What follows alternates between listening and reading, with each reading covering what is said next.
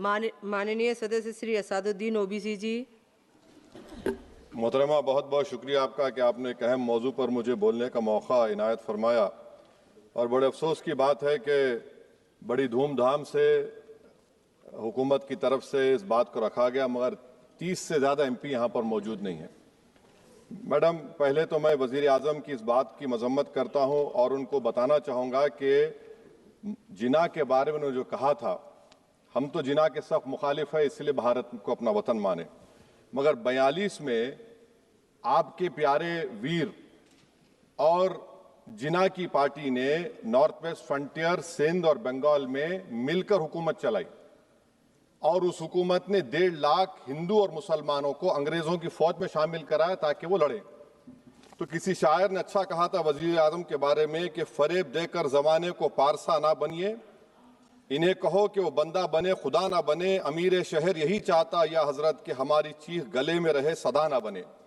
दूसरी बात मैडम, हमारे वजीर दिफा जनाब राजनाथ सिंह साहब ने बड़ा ही अजीब व गरीब और तकलीफ दे बात कही उम्मुल मोमिनीन के बारे में और उम्मुल किताब के बारे में। उम्मुल मोमिनीन उनको कहते हैं जो हमारे प्रॉफिट मोहम्मद सल्लल्लाहु अलैहि वसल्लम की वाइफ हैं। वो हम तमाम मुसलमानों की माँ, हम उनको तस्वुर करते हैं, मगर हम उनकी इबादत नहीं करते। हम अपनी माँ की इबादत नहीं करते। उम्मुल किताब कुरान है, हम कुरान की इबादत नहीं करते। कुरान अल्लाह का भिजावा कलाम है। तो उसके बारे में भी शायर ने अच्छा कहा कि खबर नहीं जिन्हें अपने दीन और मजहब की, हमें वो दीन का मतलब सिखाने निकले हैं। अहम बात यह है कि मैडम, हमारे मुल्क का आइन क्या इस लफ्ज से आगाज होता है, वी द पीपल। इसका आगाज भारत माता के नाम से नहीं होता है। हमारे संविधान का जो प्रियम्बल है वो क्या कहता है? Liberty of thought, expression, belief, faith and worship. अगर दस्तूर का ये पहला सफा ये बात करता है तो फिर कैसे किसी शहरी को किसी खुदा, देवी, देवता की इबादत करने पर या सजदा करने पर मजबूर किया जा सकता है? आप ही की पार्टी से आज की जो बातें हुई इसी कब हो रही हैं। हमारे कॉन्स्टिट्यूंट असेंबली में मैडम एक मोहतरमा थी रोहिणी कुमार चौधरी ने एक तजवीज दी थी कि प्रियम्बल में किसी देवी के नाम से शुरू हो। उन्होंने खास तौर से वंदे मातरम का जिक्र किया, मगर उसको कबूल नहीं किया गया। फिर केवी कामत साहब ने एक तजवीज दी कि इट्स सिटीजन्स को बदलकर हर सिटीजन्स किया जाए और खुदा के नाम से शुरू किया जाए, वो तरमीम को मुस्तरद कर दिया गया।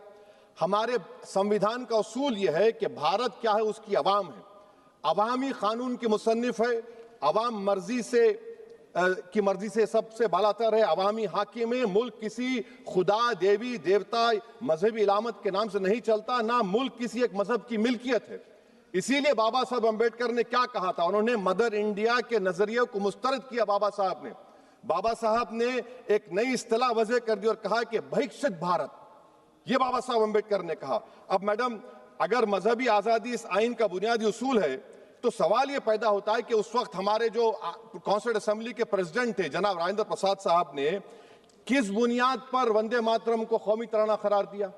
ना तो कोई सेक्यूर रेजोल्यूशन है इसके बारे में। मैडम, मैं आपको बताना चाहूंगा कि जुडिशरी क्या कहती है। बीजू इमैनुअल केस है 1986 का, जिसमें जिहोवा विटनेस ने कहा कि मैं नेशनल एंथम के वक्त खड़े रहूंगी, पढ़ूंगी नहीं। सुप्रीम कोर्ट ने कहा कि उसने कोई गुनाह नहीं किया। वहीं एक 2017 का केस है अश्विनी उपाध्याय का केस सुप्रीम कोर्ट का, उन्होंने कहा गाइडलाइंस दिए जाएं वंदे मातरम पर, सुप्रीम कोर्ट ने नहीं कह दिया। फिर आप आ जाइए madam, prevention of insult act national 1971, इसमें नेशनल सॉन्ग नहीं है, सिर्फ नेशनल एम्बलम और आपका नेशनल एंथम है। फिर आप आ जाइए 40th अमेंडमेंट आर्टिकल 51 है, 76 में पास हुआ, उसमें भी इसका कोई जिक्र नहीं है। मैडम, मैं आपके सामने बताना चाहूंगा कि हमारा भारत एक इसका मजमुआ क्या है। इसमें हिंदू है, मुसलमान है, सिख है, ईसाई है, जैन है, एथिस्ट है, मेहनत कश है, किसान, गरीब, मजलूम और दलित है। मगर अगर जो तकारीर आज हमने यहां पर सुनी और बाहर जो सुनते हैं, अगर भारत को देवी कहने और उसके आगे सजदा करने, तो दरअसल कौम परस्ती को, वतन से मोहब्बत को मजहब में तब्दील कर रहे और फिर यहां पर बोल रहे कि अगर भारत में रहना है तो वंदे मातरम गाना पड़ेगा। भाई, ये तो संविधान के खिलाफ है, सुप्रीम कोर्ट के जजमेंट के खिलाफ है। अगर वंदे मातरम मैडम कौमियत का मियार है तो फिर सवाल यह है कि हसरत मोहानी की कौमियत क्या थी जिसने इनकलाब जिंदाबाद का नारा दिया? अगर यूसुफ मेहर अली ने quit India, Simon go back का नारा दिया तो उसकी कौमियत क्या थी? अगर हैदराबाद से मौलवी अलाउद्दीन जो मक्का मस्जिद का पहला मुजरिम है काला पानी में, और तूरेबाज खान जो मारकर लाश को लटका दिया गया था हैदराबाद में 8 दिन तक, उसकी कौमियत क्या थी? अगर इनायतुल्लाह काफी जो जिहाद का फतवा अंग्रेजों के खिलाफ दिया मुरादाबाद में, जब उनको 2 दिन में फांसी की सजा दी गई, और जब फांसी की सजा के ओर जा रहे हैं तो इनायतुल्लाह मौलाना काफी की जबान पर क्या था? वो रसूलुल्लाह हमारे प्रॉफिट की नात पढ़ रहे थे। क्या पढ़ रहे थे? कोई गुल बाकी रहेगा ना चमन रह जाएगा, पर रसूलुल्लाह का दीन हसन रह जाएगा। तो उनकी कौमियत क्या थी? माल्टा की जेल में महमूदुल हसन, हुसैन अहमद मदनी 6 महीने माल्टा की जेल की ग्राउंड में पड़े रहे, उनकी कौमियत क्या थी? अल्लामा फजल खैराबादी का वो सेल काला पानी का पुकार पुकार कर इनसे पूछ रहा है, जो वहीं पर मर गए, खबर वहां पर है, बताओ मेरी कौमियत क्या थी? मैडम, मैं एक मुसलमान हूं, मैं इस्लाम को मानने वाला बावकार इंसान हूं, और मेरे मजहब की बुनियादी तालीम तौहीद है, ला इलाहा इल्लल्लाह, नहीं है कोई खुदा सिवा अल्लाह के। और कुरान में अल्लाह क्या बोल रहा? इय्याका नाबुदु इय्याका नस्तईन, तुम मेरी इबादत करो, मुझे मानो। मुझे कहां से मिल रहा? आर्टिकल 25 से मिल रहा है। मुझे कहां से मिल रहा है? Liberty of thought, expression, belief, faith and worship से मिल रहा है।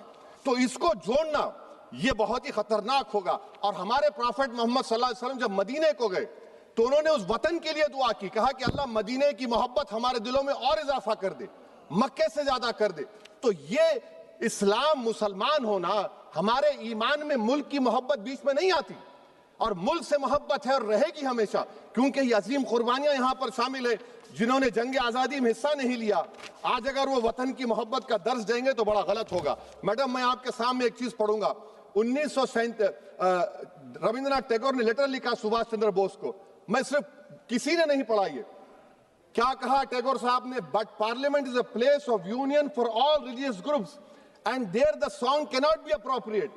When Bengali Muslims show sign of stubborn fanatism, we regard it intolerable. When we too copy them and make unreasonable demands, it will be self-defeating. ये मैं इसको ले करूंगा madam, आप देख लीजिए। फिर दूसरी तरफ मैडम आप आ जाइए, मैं यहाँ पर बैठकर, हाँ, जितने तकारीर यहाँ पर हुए सब जनगण मन पर तनकीद किए। तो मैडम मुझे ये कहना पड़ेगा कि जनगण मन पर आप लोग इतनी तकलीफ क्यों उठा रहे हैं? आखिर इतनी तकलीफ क्यों है? तो मैं जब जाकर देखा तो मुझे 28 दिसंबर का ऑर्गेनाइजर मैगजीन का आर्टिकल मिला, जिसमें ऑर्गेनाइजर लिखता है कि what is the moral sanction behind government choice of Jana Gana Mana, except that it can be made an item of entertainment at the sumptuous parties thrown by government officials. आप बताइए, इसका बोलेंगे आप? और फिर उसके काइंड कैसा करते हैं? It will mean we can not love our motherhood. Madam please, it will mean that Vande Mataram is buried alive with the word Jan Gan Mana on the tombstone, for the tomb will also be of Jan Gan Mana of the will of the people. इस पर आप क्या बोलेंगे? Madam, मैं आपको ये बताना चाह रहा हूं कि वतन की मोहब्बत हमारे लिए बहुत अहम है, मगर ये बताइए हमको कि अभी मैडम यहाँ पर आनंद मठ के बारे में बहुत कुछ कहा गया। मैं सिर्फ 2 मिसालें आपको देता हूं।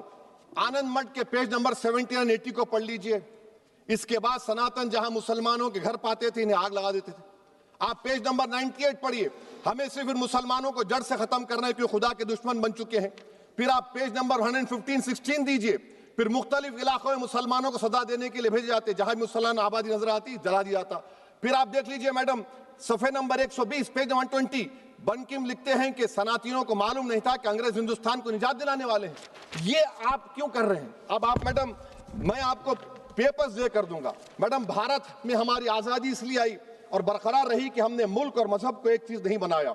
हमने ऐलान किया कि हमारी मुल्क मुख्तलिफ तबकात मज़ाहिब पर मुश्तमिल है। हमारे मुश्तरका तकदीर हमारी कौमियत का सरचश्मा है। यह खास जबान, सखावत, मजहब नहीं है। अगर वंदे मातरम का मतन कौम और मजहब को एक बना देता है, अगर हम इसे टेस्ट बनाते हैं वफादारी का, तो फिर मान लीजिए कि यह गांधी, अंबेडकर, टैगोर, बोस और लाखों आजादी के सिपाहियों की सोच को छोड़कर गोडसे की सोच की हिंदू कौमी परस्ताना, मैडम खत्म कर रहा हूं, हिंदू कौम परस्ताना को अख्तियार करेंगे। मुझे वतन से बेइंतहा मोहब्बत है मैडम, और इंशाल्लाह हमेशा रहेगी। मगर बावजूद इसके कि मेरी मस्जिद, मेरी इबादत गाह, मेरे कपड़े, मेरे कारोबार पर हमले होते, मगर मैं फिर भी कहता हूं कि वतन मेरा है, वतन को हम छोड़कर नहीं जाएंगे। मगर हुब्बुल वतनी का क्या मुतालबा है? हुब्बुल वतनी ये कहता है कि वतन से मोहब्बत है तो जुल्म को खत्म करो, गरीबी को खत्म करो, बेरोजगारी को खत्म करो, जबर का खात्मा करो, अमन का गहवारा बनाओ, पाकिस्तान की दहशतगर्दी को खत्म करो, एक्सप्लॉयटेशन को रोको, शरारत को रोको, मुल्क के खिलाफ की जाने वाली साजिश खत्म करो। मैडम, भारत एक चमन है जहां पर हर फूल को खिलना चाहिए, और अगर कोई इस फूल का अगर पूरे फूल खिलेंगे तो उसकी खुशबू से ये वतन मुअत्तर होगा, मगर अगर इस चमन का माली ये कहेगा कि एक ही फूल खिलेगा, तो मैं जिम्मेदारी के साथ कह रहा हूं, अगर एक ही फूल खिलेगा तो वो सहरा बन जाएगा और माली माली नहीं रहेगा, वो जल्लाद कहलाएगा।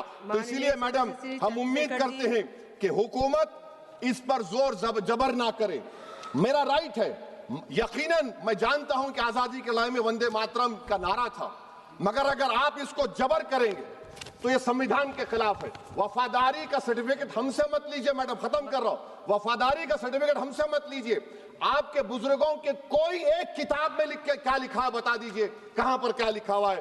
तो मैं मैडम, मैं इस शेर पर अपनी बात को खत्म कर रहा हूं मैडम, मैं इस शेर पर अपनी बात को खत्म कर रहा हूं मैडम, मैं अपनी बात को खत्म कर देता हूं मैडम, क्योंकि आप बहुत जल्दी में हैं। कि भारत जिंदाबाद, हिंदू मुसलमान जिंदाबाद, दलित जिंदाबाद, ईसाई जिंदाबाद, आदिवासी जिंदाबाद, जो किसी खुदा को नहीं मानते वो भी जिंदाबाद, और मैडम सब पिछड़ा सब आ गया इसमें। तो हम उम्मीद करते कि इस रूह को आप समझेंगे, अगर आप सिर्फ अपनी आइडियोलॉजी को लेकर चलेंगे। और आखिर में मैडम, जनाब बंकिम चंद्रा साहब के बारे में मैं आपके सामने डॉक्यूमेंट लेकर रहा हूं कि उन्होंने बीए का एग्जाम पास नहीं किया था, 7 मार्क्स से फेल हो गए थे, ये भी रख रहा हूं। तो आप जिसको लिटरेरी जायंट बता रहे, ये नहीं है। बहुत बहुत शुक्रिया। धन्यवाद सभापति महोदया।